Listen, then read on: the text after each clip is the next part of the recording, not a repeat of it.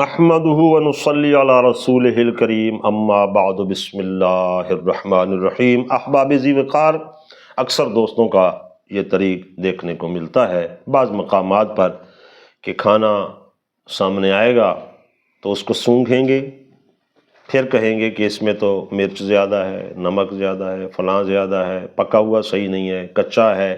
یہ عیب وغیرہ کھانے کے متعلق نکالنا یہ خلاف سنت ہے، خلاف ادب ہے، ایسا نہیں کرنا چاہیے۔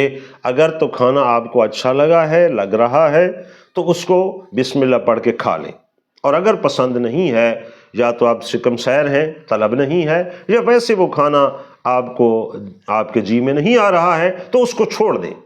باقی عیب لگانا کہ یہ ایسا ہے، ویسا ہے، ایسا ہے، ویسا ہے، یہ خلاف ادب اور غلط طریقہ ہے، جس طرح کی یہ حدیث پاک ہمیں بتا رہی ہے۔ عن ابی ہریرہ قال ما عاب النبی صلی اللہ علیہ وسلم طعاما قط۔ حضرت ابو ہریرہ رضی اللہ تعالیٰ عنہ فرماتے ہیں، جو اکثر حضور کی معیت میں رہنے والے تھے، کہ حضور نے کبھی بھی کسی کھانے میں سے عیب نہیں نکالا ہے۔ ان اشتہاہ اکلہ، اگر تو حضور صلی اللہ علیہ وسلم کو وہ پسند آتا تو حضور اس کو تناول فرماتے، وَإِن كَرِهَهُ تَرَكَهُ، اور اگر وہ ناپسند ہوتا تو اس کو چھوڑ دیا کرتے تھے۔